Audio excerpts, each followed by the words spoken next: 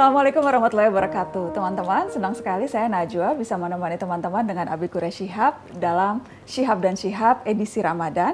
Di episode ini kita akan spesifik bicara soal sholat taraweh, Abiku. Bagus. Apa itu keistimewaan sholat taraweh dan bagaimana kita sekarang di masa pandemi yang tidak bisa bertaraweh di masjid tapi tetap bisa mendapatkan ketenangan dan keikhlasan untuk bisa sholat taraweh di rumah tanpa kemudian teringat yang dulu-dulu ketika kita ramai-ramai ke masjid, Abiku. Iya, yang pertama dulu kita mau tahu sebenarnya pada masa Nabi sholat setelah Isya itu tidak dinamai sholat tarawih, dinamai qiyamul lail, bangun malam. Ini pada masa Ramadan? Ada semua waktu itu belum dinamai tarawih. Tarawih itu setelah masa Nabi dilakukan oleh sahabat-sahabat beliau di masjid dan ulama-ulama yang mengikuti beliau seluruhnya, dan salat yang mereka lakukan itu panjang sehingga melelahkan. Karena melelahkan, maka setiap selesai salam bisa jadi 2 rakaat atau 4 rakaat mereka beristirahat. Nah, karena salat ini berulang-ulang istirahatnya, maka dinamailah dia tarwih.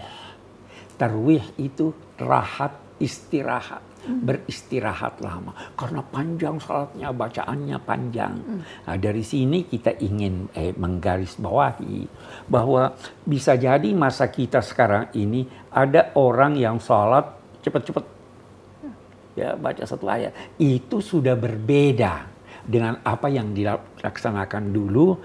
Yang dilaksanakan dulu demikian panjang sehingga mereka memerlukan untuk beristirahat antara satu salam dengan salam yang lain. Nah, jadi kita lihat, mau terawihlah seperti dulu, atau terawihlah seperti Nabi melaksanakan terawih yang kita pernah katakan itu beliau hanya laksanakan 3 hari 3 malam di masjid, sisanya melaksanakan di rumah. Jadi agama ini memberi alternatif. Kita sekarang dalam konteks tarawih, Nabi sholat di masjid 3 malam, sholat juga di rumah 3 malam. Ada alternatif. Anda mau pilih yang mana? Ya toh? Nah, satu hal lagi yang kita ingin garis bawahi, bahwa apabila Nabi memperoleh 2 pilihan yang dua-duanya boleh, maka beliau memilih yang mudah, yang lebih mudah. Nah, sekarang tarawih, gimana nih tarawih nih? Ke masjid atau di rumah? Pilihlah apa yang mudah. Bahkan kita sekarang pilih yang mana yang tidak berbahaya. Jadi sebenarnya salat di rumah, salat tarawih di rumah itu adalah salah satu alternatif yang diberikan oleh agama. Bahkan kita mau lebih jauh lagi. Ada hadis yang dinilai sahih oleh sementara ulama bahwa mereka yang sholat 2 rakaat setelah sholat Isya, sholat sunnah 2 rakaat, maka itu dia sudah dapat dinilai melaksanakan sholat malam. Nah, alternatif, ini tidak wajib. Nah, kita mau lebih jauh lagi, ya, melihat ini ajaran agama. Kita tidak mau terlalu kaku, wah saya tidak dapat tarawih di masjid ini. Nah, Nabi bersabda,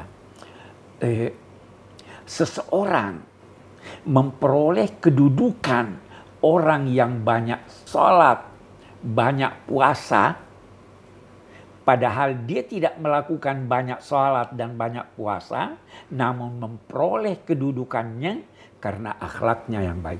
La yablughu darajatas shaim al-qaim bi husni khulqi, itu kata Nabi. Jadi jangan terpaku di sini.